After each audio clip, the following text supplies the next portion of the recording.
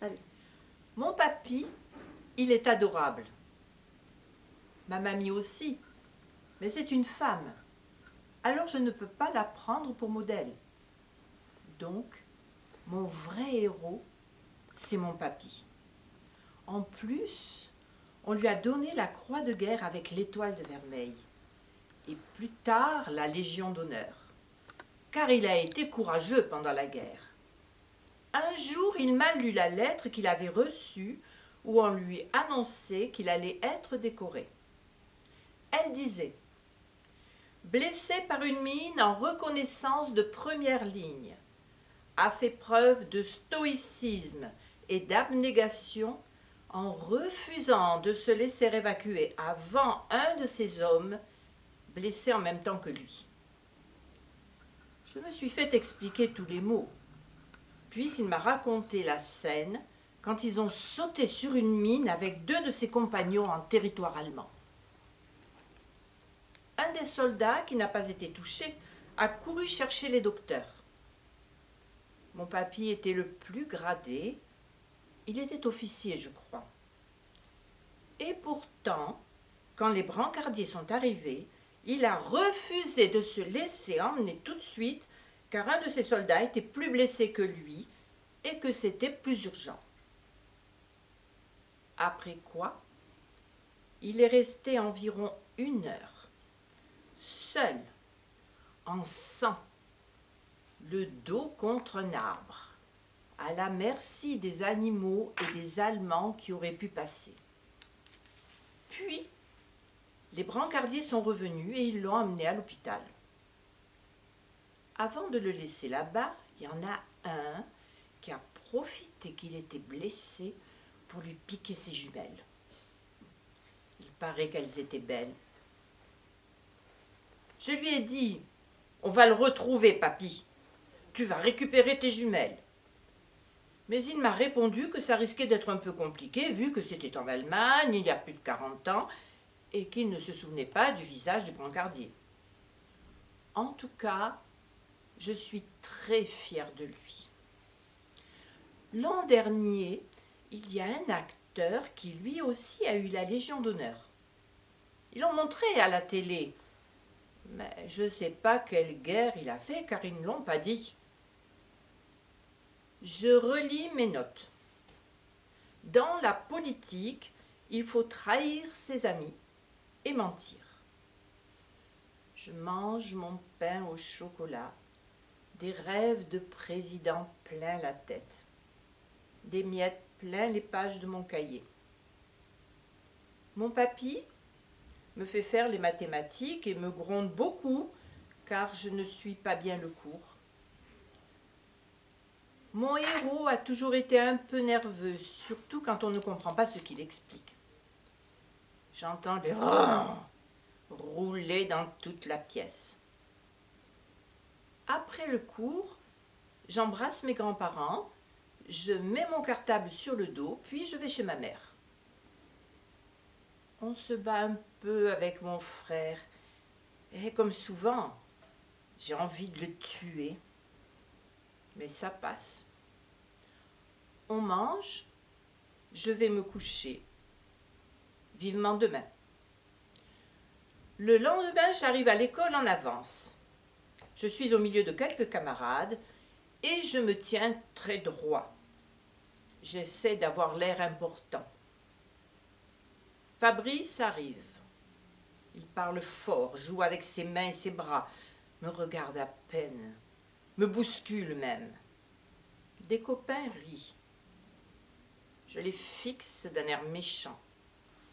Ça a l'air de marcher. Si je veux prendre le pouvoir, il faut que Fabrice m'obéisse. Ça risque d'être un peu difficile, mais j'ai un plan. Il faut d'abord que je me mette des camarades dans la poche. Je vais voir Bruno. Il me fait un peu la tête, et je dois dire que je le comprends. « Ça va, Bruno ? Rends-moi mes billes. » « Je peux pas. Fabrice m'a volé mon sac. »« C'est vrai ? » ?»« Oui.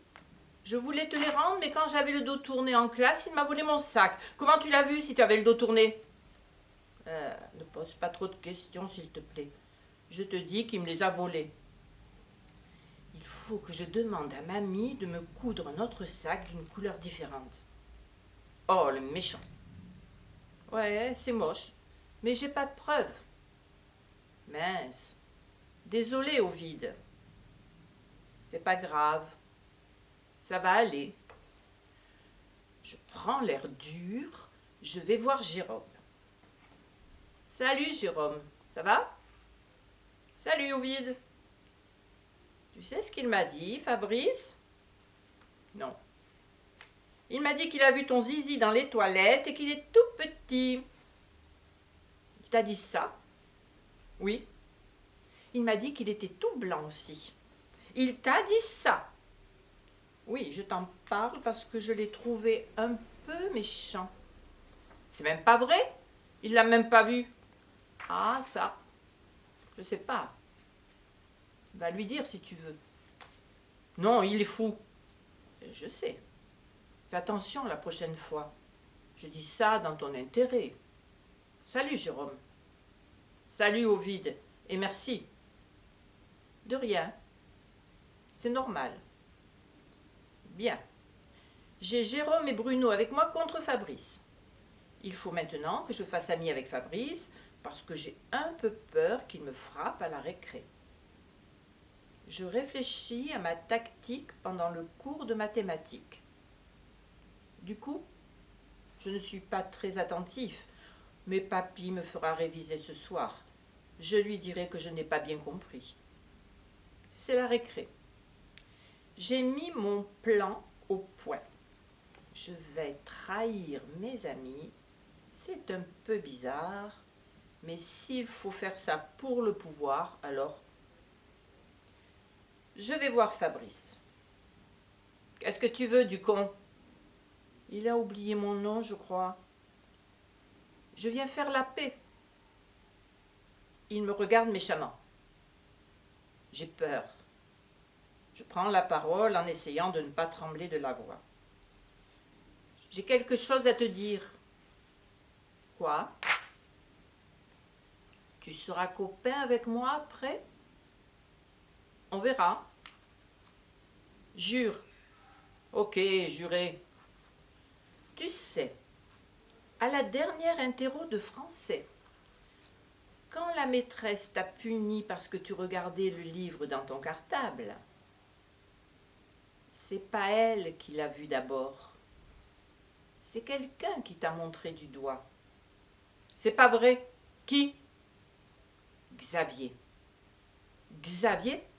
Celui qui a bronzé à travers la passoire? Ouais. Il est où, poil de carotte? Là-bas, sous le préau. Je lui montre du doigt. Merci, Ovide, t'es un copain. De rien, Fabrice, c'est normal. Ne lui dis pas que c'est moi qui ai bavé. Je préfère que ça reste entre nous, comme un secret. T'inquiète, je lui dirai pas.